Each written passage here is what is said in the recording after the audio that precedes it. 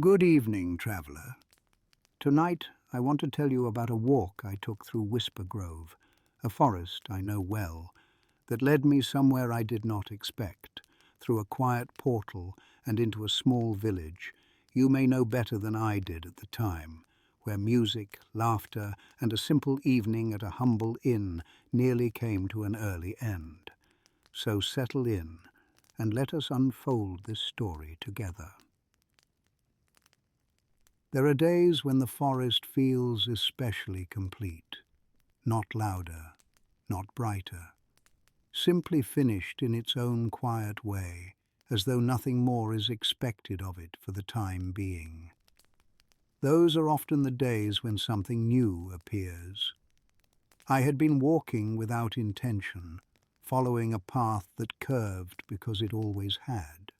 The ground was soft beneath my boots, layered with years of fallen needles and patient growth. Sunlight filtered down in careful strands, resting where it pleased and moving on without apology. The air smelled of damp earth and leaf mold, familiar and reassuring. I was thinking of very little at all when the forest shifted. Not sharply. The forest does nothing sharply unless it must. It was more a pause than a change, as though the trees had collectively decided to hold their breath. I stopped walking. Ahead of me, between two low-growing oaks, the space did something unusual. Distance shortened, light bent inward. What should have been more forest instead became something else entirely. A portal. It did not glow. It did not hum. It simply existed, like a doorway that had forgotten to explain itself. Through it, I could see hills. They were not large hills, nor dramatic ones.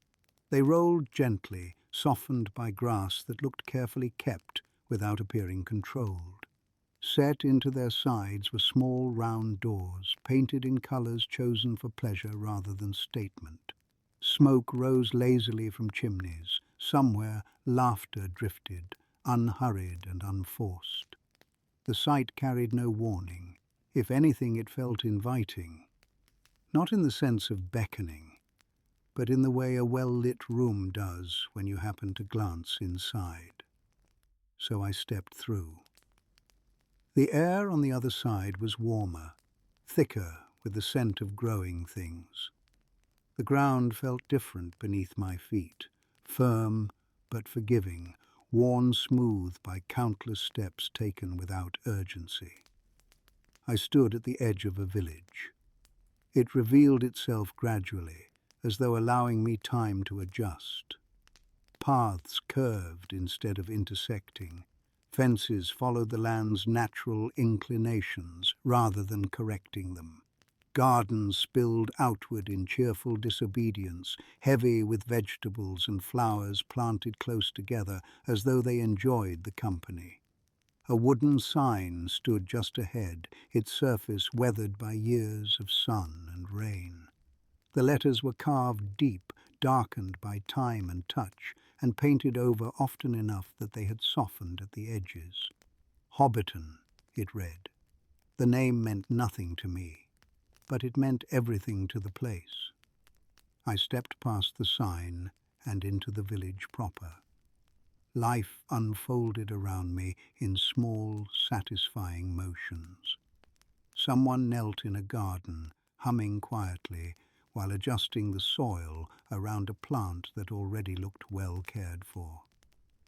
A pair of small folk guided a cart along a winding path, their conversation drifting easily between practical matters and pleasant nonsense. Doors stood open. Windows glowed faintly with late afternoon light. No one hurried. No one watched the sky. I walked on, careful not to interrupt.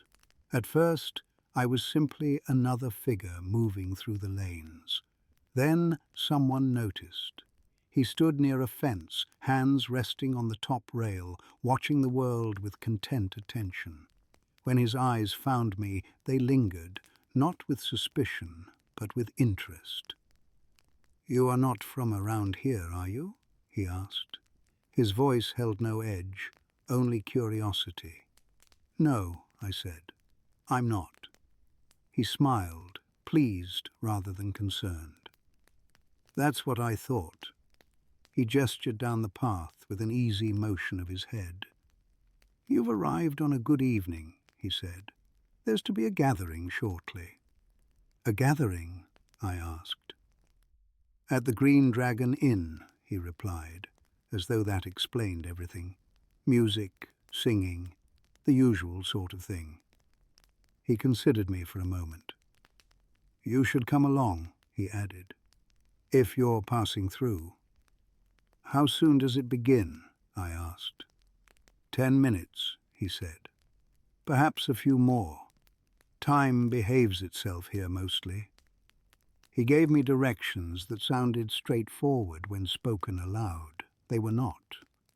The paths of the village twisted gently, more suggestion than instruction. Each turn felt correct until it didn't. Still, I found my way eventually, guided as much by sound as by sight. The Green Dragon announced itself long before I reached the door. Music spilled out into the open air, lively but unforced. Laughter followed, warm and plentiful. Inside, the space felt lived in rather than occupied. Long tables bore the marks of countless evenings like this one. Lanterns cast a steady, welcoming glow. Small folk moved freely, greeting one another without ceremony. I stood just inside the threshold, letting the moment settle. That was when I noticed the woman behind the counter. She moved with practiced ease, hands steady, expression warm. She greeted patrons, poured drinks, exchanged brief words that carried familiarity without intrusion. Yet her attention drifted often, downward, toward the barrels lined along the wall. Concern, when carefully managed, has a way of revealing itself anyway. I approached without haste. "Is something amiss?" I asked quietly. She hesitated, only briefly, then she exhaled.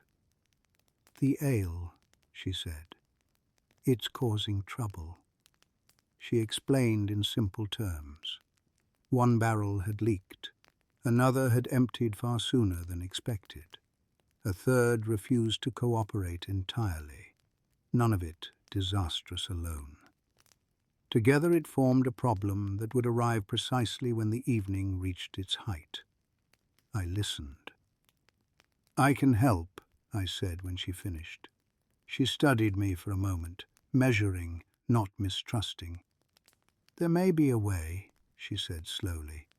"Pippin sometimes keeps spare casks. He lives a little ways out." "I can go," I offered. She hesitated, then nodded. "Tell him Rosie sent you," she added, as though the name itself carried weight enough to do the rest. "He'll understand." I inclined my head. "I will." Outside, the light had begun to soften. Evening had not yet claimed the sky, but it was clearly preparing to. The paths glowed faintly with the last warmth of day, their curves deepening as shadows stretched across them. I stepped back into the winding lanes of the village, repeating the name quietly to myself, not as something learned, but as something entrusted. Rosie. It did not take long before the paths began to feel unfamiliar. What had seemed intuitive moments earlier now offered too many choices, each one equally convincing. And before long, I realized I no longer knew where I was. The paths grew quieter as the light softened. Not darker, not yet, just slower. The sort of hour when the day has finished speaking, but the night has not yet decided what it will say in return. Lamps began to glow behind round windows. Doors closed gently, without urgency. Somewhere nearby, a kettle whistled, then fell silent. I walked, repeating the name the woman had given me. not as information, but as permission. Rosie. It felt like the sort of name that opened doors without knocking. Still, the paths twisted in ways I did not expect. What had seemed welcoming before now felt indistinct, as though the village were politely testing my patience. I followed one lane until it curved into another, then another still, each one familiar enough to be convincing and different enough to disorient. I stopped walking. There is no shame in admitting uncertainty to a place that does not require confidence. That was when a voice spoke from behind me. "Are you lost, lad?" I turned. A hobbit leaned against a low stone wall, arms folded comfortably, as though he had been there for some time and saw no reason to move quickly now. His expression carried amusement, not mockery, the kind that waits to see what sort of answer it will receive. "Yes," I said honestly. "It seems like I am." He smiled wider at that. "That usually means you're doing something right." He straightened and took a step closer, studying me with open curiosity. "I haven't seen you about before," he said. "Just passing through?" "Yes," I replied. "My name is Thomas. Most folk call me Old Tom." "Well met, Old Tom," he said cheerfully. "I'm Pippin." The name settled into place with a quiet click of recognition, not because I knew it, but because it felt known. "I was looking for you," I said. "Rosie sent me." That changed things immediately. "Oh," Pippin said, nodding once. "Well then, that explains it." He gestured with his head toward the hillside. "Come on. If Rosie sent you, we'd better not dawdle." His home was set slightly apart from the others, not distant, just unbothered. A round door, painted a colour that had once been bright and now wore its age comfortably. Light spilled out from within, warm and steady. Inside, the air smelled of bread and something faintly sweet. Pippin moved with the easy confidence of someone who knew where everything was, even when it wasn't where it should have been. "The barrels are out back," he said, already heading that way. "I was saving them for later, but really, what's an evening at the Green Dragon without ale?" We stepped outside again. The barrels waited near the edge of the garden, sturdy and unremarkable. Honest things, full. I approached one and tested its weight. It did not budge. Pippin watched, amused. "They always look lighter than they are," he said. "That's how they get you." We considered the problem without speaking. The path back was narrow, the ground uneven. Rolling them straight would be slow, and lifting them was out of the question. After a moment, Pippin snapped his fingers. "Sleds," he said. "Garden sleds," he clarified, as though there were other kinds worth mentioning. "We use them for soil, stones, pumpkins, anything that refuses to be carried politely." He fetched 2 sturdy wooden sleds from a nearby shed. We laid the barrels sideways, secured them with rope, and tested the balance carefully. It was not elegant, but it was possible. We set off slowly. The sleds scraped softly against the earth, their sound absorbed quickly by the grass. We took the wider paths, avoiding shortcuts that would have saved time but cost patience. Pippin walked ahead, guiding, while I steadied the barrels from behind. We spoke as we went, not of the task, not of urgency. We spoke of small things, of weather, of food, of the way evenings feel longer when one does not argue with them. The village responded in kind. Doors opened briefly as we passed. Someone waved. Someone else offered advice we did not need. By the time the inn came into view, the night had fully arrived. Lanterns glowed along the path. Music drifted out into the open air, steady and unbroken. When we reached the door, no one stopped what they were doing. That, I learned, was the sign we had done well. Inside, the barrels were received without ceremony. The ale was tapped, mugs were filled. The evening resumed exactly where it had paused. The woman behind the counter caught my eye and nodded once. Nothing more was needed.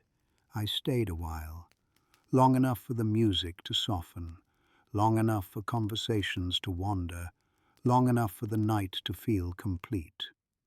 Eventually I stood. Pippin noticed first. "Leaving already?" "Yes," I said. "I have a way to find again when the time is right." He grinned. "You're welcome back any time." The woman behind the counter smiled as well. "Thank you for your visit," she said. "You should return some day. Your company was much appreciated." I inclined my head. Outside, the paths seemed easier now, as though the village had decided I had earned clearer passage. At the edge of Hobbiton, the portal waited quietly, exactly where it should have been. I stepped through, and when I did, the night seemed to settle behind me. And that is the story of a quiet evening that nearly ended too soon.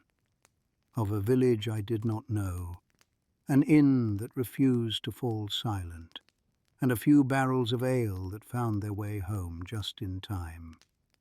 Whispergrove welcomed me back without ceremony.